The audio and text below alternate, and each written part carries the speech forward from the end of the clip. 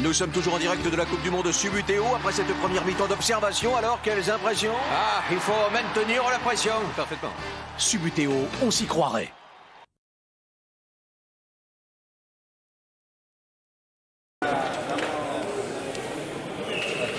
Non.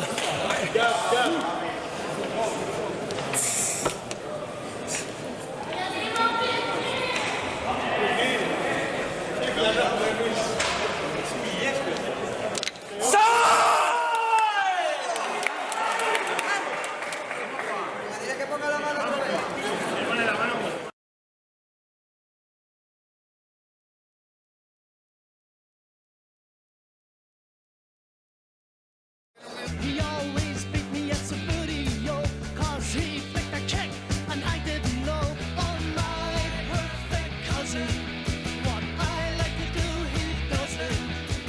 He's his family's pride and joy, his mother's little golden boy.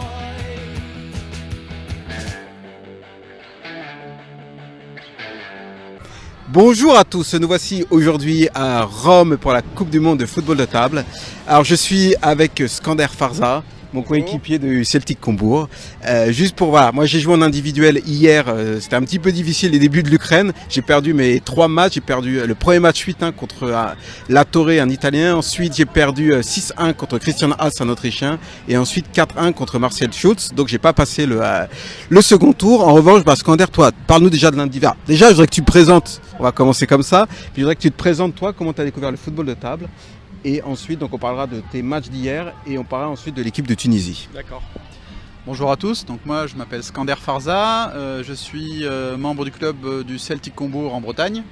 J'ai découvert le Subbuteo en jouant, comme beaucoup, dans les années 80, une grosse pause dans les années 90 et j'ai repris le Subbuteo en compétition en 2010 avec mon fils. On a monté un club et qui a maintenant 12 ans. Qui s'appelle donc le 3CFT Celtic Combourg Club de football de table. Ah, et Combourg, pour ceux qui ne connaissent pas, c'est entre Saint-Malo et Rennes, en Ille-et-Vilaine. C'est très très sympa parce que maintenant je fais partie du club de Combourg. J'ai eu l'occasion de visiter la ville à de nombreuses reprises. Donc c'est vraiment sympa. Voilà. Donc toi ensuite tu as commencé donc le football de table, tu as toujours joué à Combourg. Oui, donc, fidèle au club. Donc comment ça se fait que tu portes le maillot de la Tunisie puisque tu habites à Combourg? Alors moi je suis binational, donc français et tunisien de naissance, français par ma mère, tunisien par mon père. Et en 2013, quand l'opportunité de participer à une Coupe du Monde à Madrid s'est présentée, j'ai décidé de porter les couleurs de la Tunisie parce que c'était plus facile d'accéder à une sélection nationale. J'ai bien fait parce que je pense que l'année suivante, j'avais pas le niveau pour être dans les meilleurs vétérans français, donc j'aurais pas participé à d'autres Coupes du Monde. Maintenant, ça fait ma 5e Coupe du Monde aujourd'hui et j'en suis très fier. Et pour la première fois, une équipe tunisienne participera au par équipe. Pour la première fois, un individuel, c'était en 2013 et donc pour la première fois en équipe en 2022. Alors, juste une petite précision quand même, tu as grandi en Tunisie, tu as grandi à Tunis. Oui, tout à fait. Je suis né en Tunisie, mon père est tunisien, j'ai de la famille, j'ai passé mon bac en Tunisie. C'est pas une nationalité de complaisance. Ah, tu fais référence à l'Ukraine peut-être là? Non, pas du tout. Non, je plaisante, Ok, très bien. Alors, je voudrais juste que tu nous parles de ton parcours d'hier, parce que je sais que tu étais assez content de tes résultats. Oui, assez content, parce que pour la première fois, j'accède au 16e de finale. Donc, avec un peu d'humour, je dis que je fais partie des 32 meilleurs joueurs mondiaux dans la catégorie vétéran. Et moi, avec un peu d'humour, je te réponds maintenant, il faut que tu sois dans les 32 meilleurs au classement mondial pour le prouver. C'est vrai que je suis un peu la surprise parce que je suis très peu présent sur les tournois internationaux. La petite remarque de ton adversaire russe qui était assez marrante. Voilà, ouais, mon adversaire russe qui était un peu surpris à la fin du match après un 6-0. Que j'ai un si bon niveau à ses yeux, hein, c'est surtout à son niveau et avec si peu de points au classement international. Donc j'essaierai d'être un peu plus présent. Parce qu'en fait il a regardé ses adversaires pour savoir à peu près leur valeur et les autres qui étaient Jason Pizzani, le Maltais qui a fait finale, oui, et l'autre joueur Ok. C'était voilà, c'est le Belge. Donc ils étaient assez bien classés et Skander fait très peu de tournois internationaux, donc il a très peu de points et il s'est dit je vais peut-être pouvoir marquer un but. Et bah désolé, il en très a pris sympathique, mais désolé, c'était pas le jour. Voilà. Juste après, j'aimerais qu'on parle juste du club de Combourg aussi parce que quand même t'es un dirigeant assez actif et puis c'est toujours intéressant. Là, je voudrais un petit peu focaliser, en fait, on va focaliser la vidéo ici sur le par équipe parce que c'est vrai que c'est un aspect du football de table que les gens ne connaissent pas forcément, le public extérieur. Et nous, en tant que joueurs, c'est quand même quasiment la discipline qu'on préfère parce qu'il y a quelque chose au niveau des émotions assez importante. Alors le par équipe, je vais l'expliquer et ensuite ce que serait intéressant, on va filmer la feuille de match du prochain match de la Tunisie qui sera contre qui? La Grèce. Et au premier match, vous avez fait combien? On perd 3-1 contre les Autrichiens. Voilà, match compliqué. Personnellement, une entrée, une première mi-temps catastrophique. Deuxième mi-temps meilleure, mais voilà, le retard accumulé en première mi-temps était un peu trop important pour espérer une remontée. C'est avec une victoire, c'est Monji qui bat Wolfgang Haas, je crois, si c'est Wolfgang. Absolument, c'est un des Haas, mais ils étaient lequel, tous en 3. je ne sais pas. Ils étaient 3. Yanis, donc ton fils qui perd 6-3 contre Alexander, merci. Et ensuite, je fais ça, le perd 4-1 contre Wolfgang Leitner. Juste une petite précision quand même, parce qu'effectivement, c'est la première Coupe du Monde de la Tunisie. Oui. Donc en 2017, malheureusement, il y a eu un forfait, mais c'est pas la première sortie officielle de la Tunisie, puisque à l'époque, on avait organisé le tournoi de France à Ilancourt aussi, à France Miniature, et donc la Tunisie a déjà joué le tournoi de France, puisque vous aviez joué contre l'équipe de France, la Hongrie et les États-Unis. Oui, après, vous étiez que 3, je crois, puisque j'avais fait le 4e à l'époque, mais bon, les résultats ne marchaient pas, enfin, ils ne comptaient pas. Et je sais plus, je crois que vous avez fait un match nul, ou je sais plus, en tout cas, je ressortirai les résultats, mais il y avait déjà eu une équipe de Tunisie en 2017. Tout à fait. Mais le parfum n'était pas le même. Cette année, je pense que c'est une vraie entrée en matière avec 5 joueurs d'un assez bon niveau, avec quand même 2 très très bons joueurs qui sont Monji et Faisal Ruiz. Et après on fait le complément avec Yanis, moi-même, Yasser, le fils de Faisal, et moi-même. Et ce qui est assez sympa, c'est que justement ce tournoi de France, Yanis jouait pour l'équipe de France à l'époque. Voilà. Et on s'est affronté et on a fait 1-1. Voilà. Alors, juste revenir sur le par équipe, en fait, les premiers, si je dis pas de bêtises, les premiers par équipe, en fait, étaient au début des équipes de 3. Il y a eu des premières Coupes d'Europe dans les années 80, des premières Coupes du Monde dans les années, 80.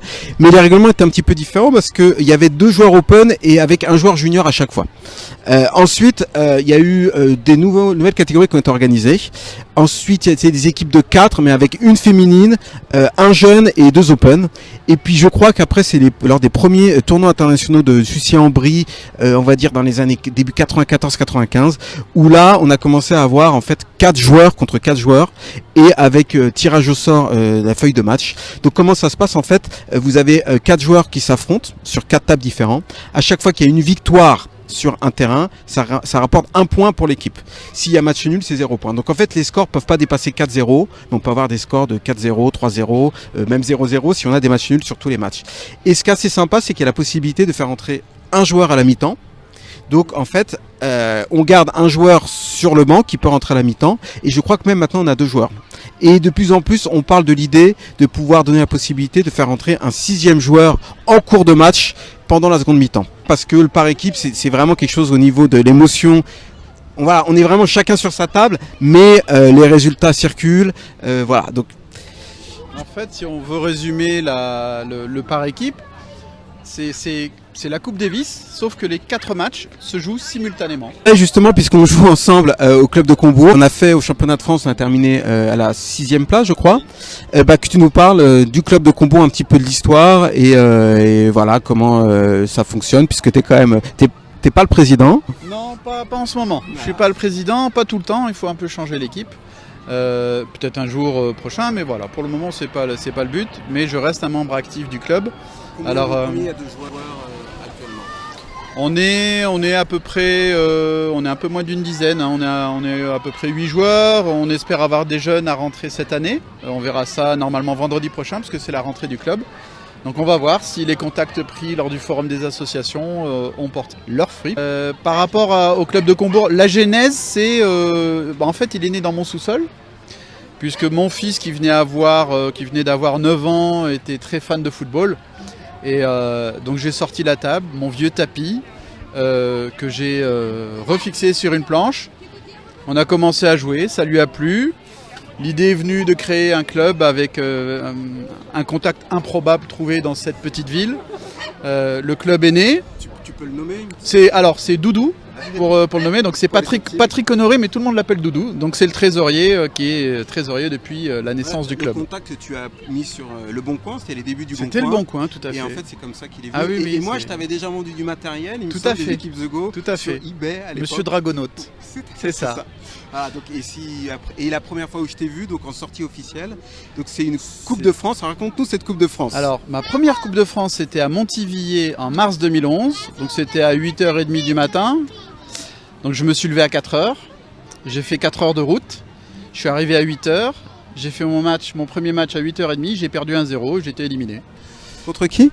Contre Thierry Jalbert. Voilà, pour ceux qui le connaissent, voilà, c'est un historique du circuit. Donc on lui passe le bonjour à Thierry. Un grand bonjour à lui. Bon, c'est sa seule victoire. Hein, mais bon, il m'a battu une fois 1-0. Mais depuis, tu as quand même gagné la Coupe de France. Alors depuis, j'ai gagné le Trophée de France. J'ai été champion de 2e division. Deux fois vice-champion de 2e division. Voilà, donc un tournoi type championnat et un tournoi type coupe. Le Trophée de France, en fait, c'est le tournoi qui est ouvert aux éliminés du premier tour à la Coupe de France. Donc c'est un tournoi considéré comme B, mais comme il y a un tirage intégral, vous retrouvez souvent au Trophée de France des joueurs qui sont assez chevronnés quand même. Ah, mais je considère que c'est un beau trophée, parce que quand je vois le palmarès avant moi, je rougis pas, je suis content de l'avoir gagné. Voilà, peut-être qu'on reparlera, on va voir à la fin du tournoi pour savoir comment ça s'est passé pour la Tunisie. Voilà, et voilà. Okay. Merci Skander. Merci. Okay. À plus tard.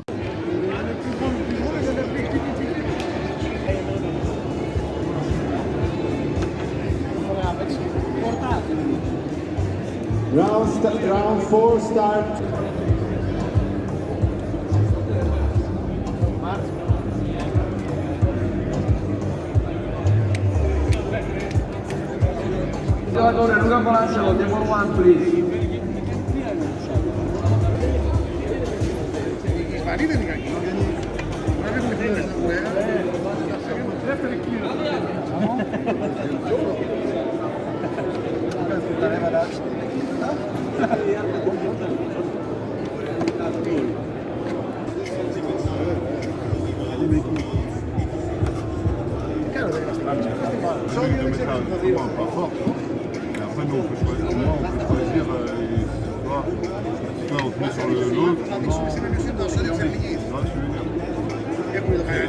Snell, 1 minute to start.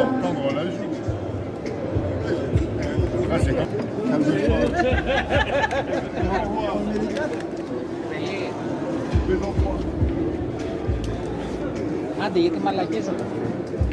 Allez Doulis, allez Moji, allez.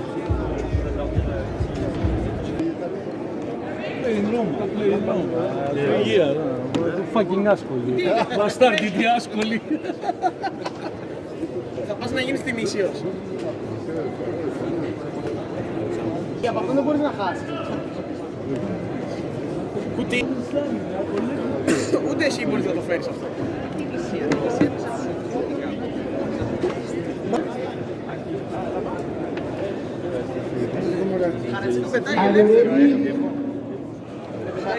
Γιάννης, ποιος είναι ο Γιάννης? Λέγα, ο Γιάννης ποιος είναι ένα Έλληνας?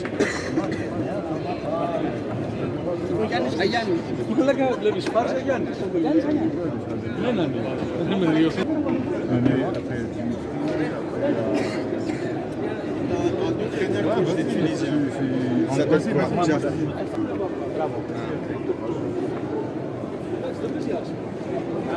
C'est toi, et toi pour le suspect.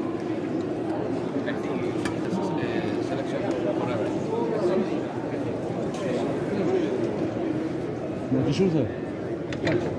Το είπα. Το σούτ του είναι λόγο, τίποτα. Okay.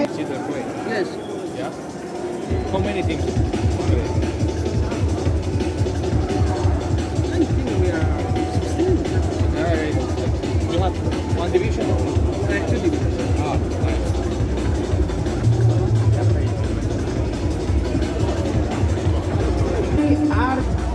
open, please. Okay.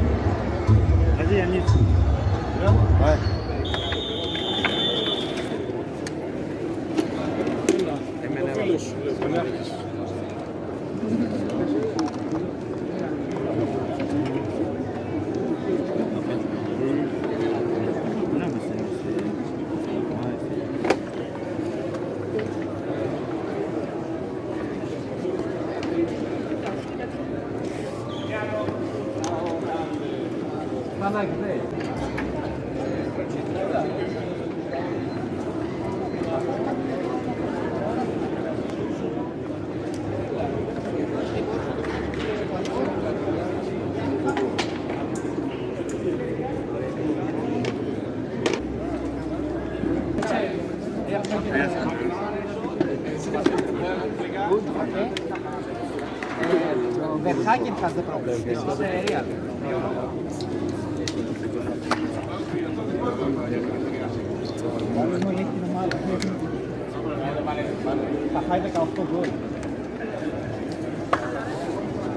My ball? My ball?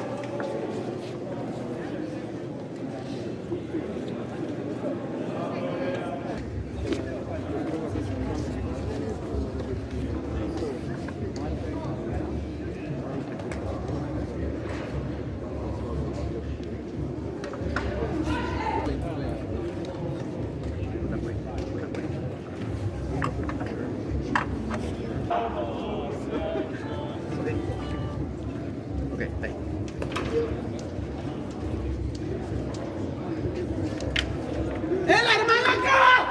Άνοιξε το κεφάλι σου! Πώς γίνεται? Φωνάζει άλλο.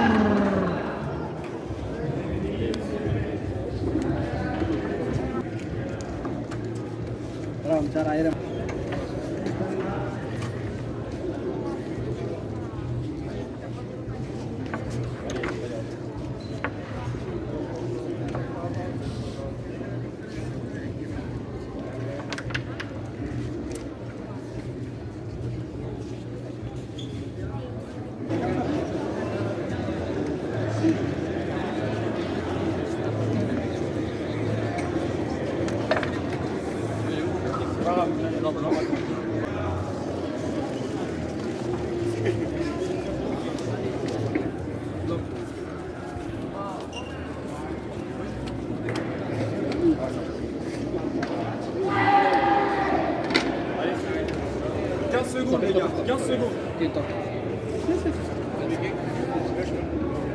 secondes.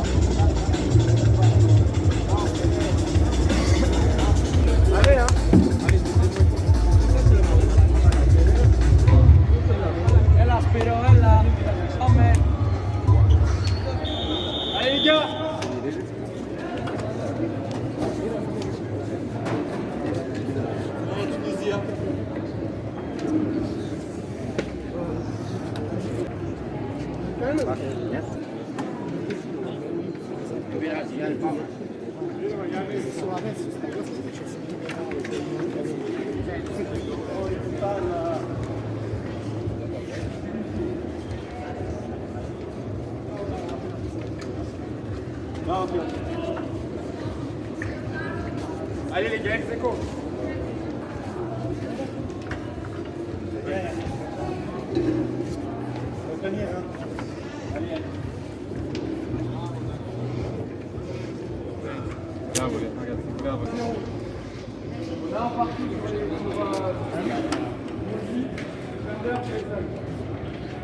Allez les gars.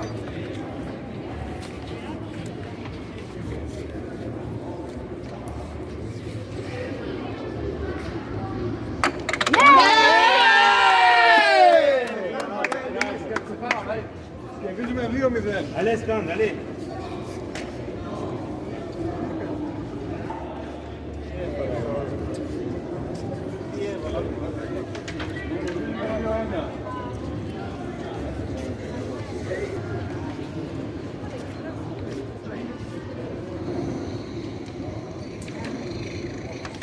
Bravo Respiro. Πάμε ρε να πούμε, πάμε με τα κολοτουρκάκια, γαμίστε τους. Είναι οι ίδιες κάτω σημαία που.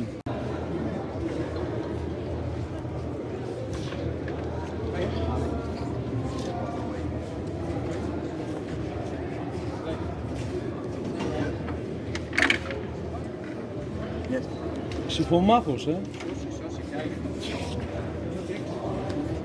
40 secondes. Il reste 40 secondes. Allez Mouch, allez Mouch.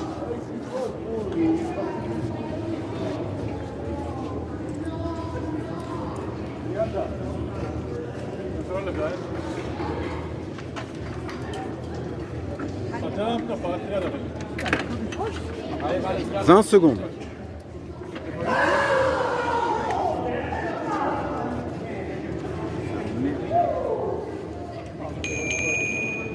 Non. 10 secondes. 10 secondes.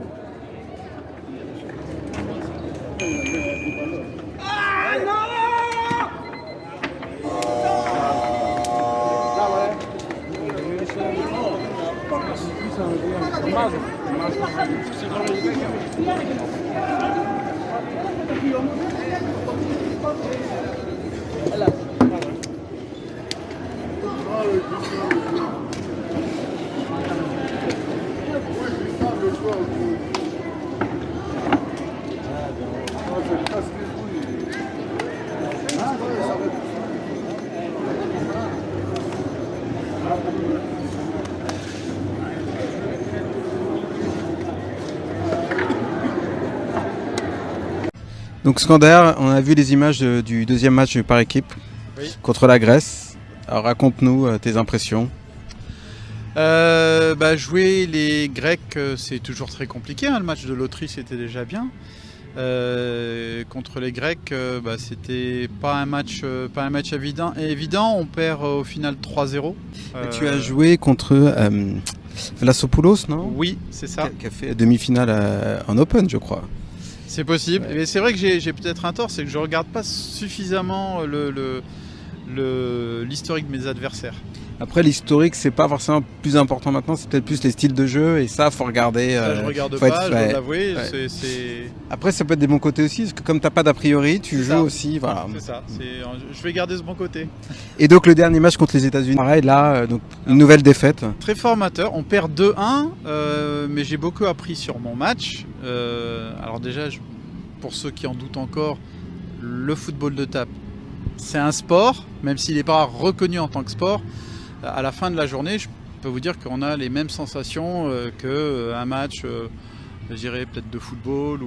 Alors c'est peut-être pas physique, mais mentalement on y laisse énormément. Après, alors sur les autres matchs, au final on perd 2-1. Sur mon match, je fais un match nul 2-2. Je rivalise en deuxième mi-temps avec Philippe Ella.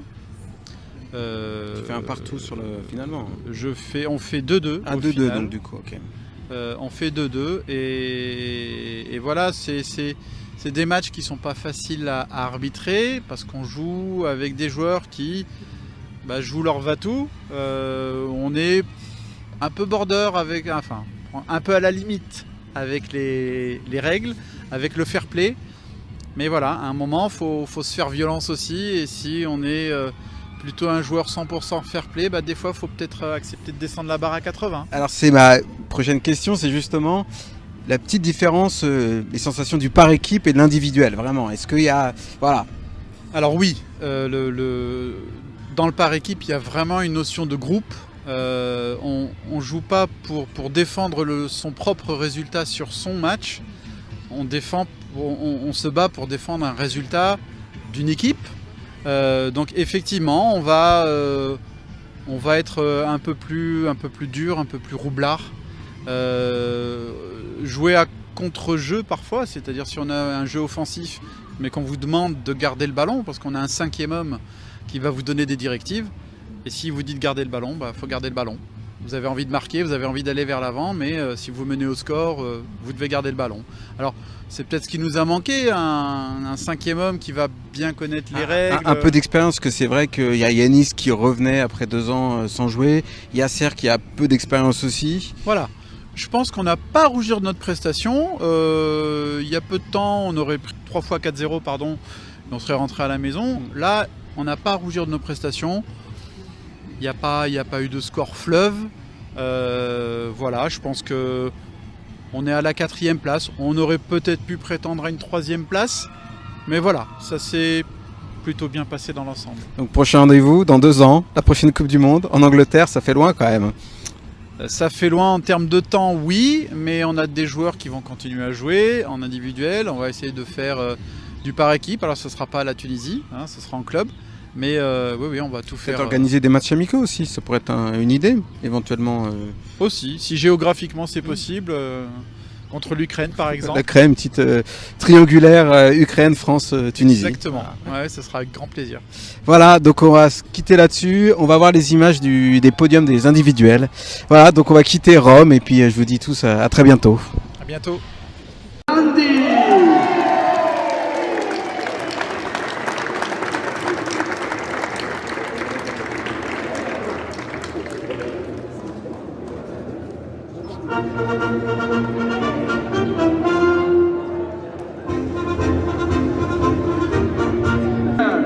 Of the under 16 category, the new world champion is Francesco Borgo, Italy.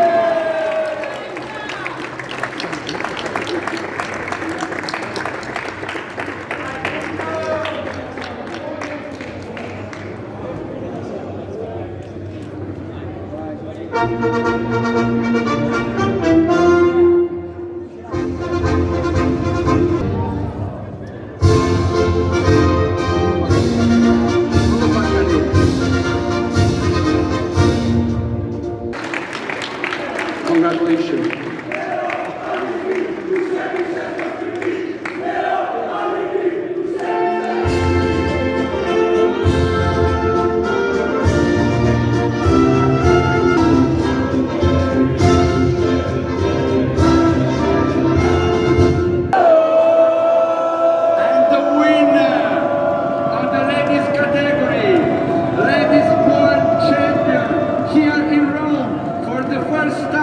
in her subito career.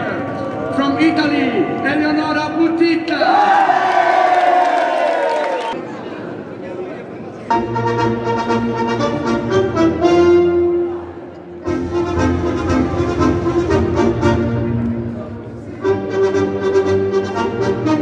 Winner of the 5th World Cup 2022 veteran category for the second time. One of the greatest players of veteran category of all time. From Italy, Gianfranco Calonico.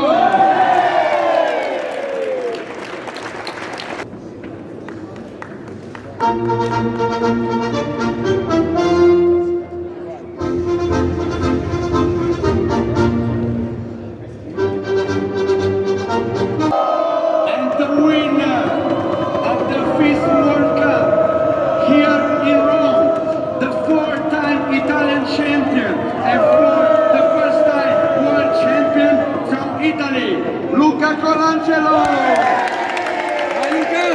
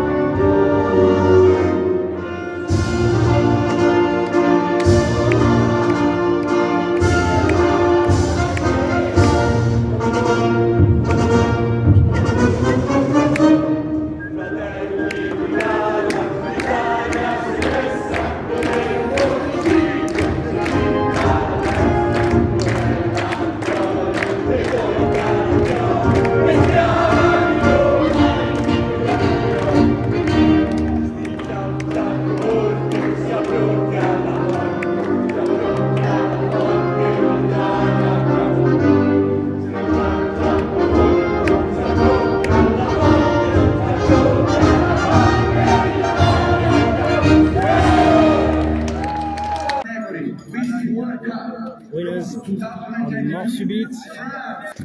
Margot Diradorian, Irène Rivière, Audrey Herbeau, Stéphanie Garnier, Françoise Guyot et le coach Paul Nazali. Conserve le titre acquis en 2018 à Gibraltar.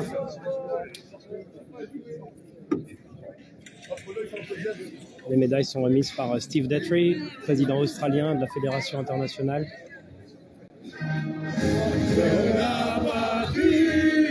Le jour de gloire est arrivé.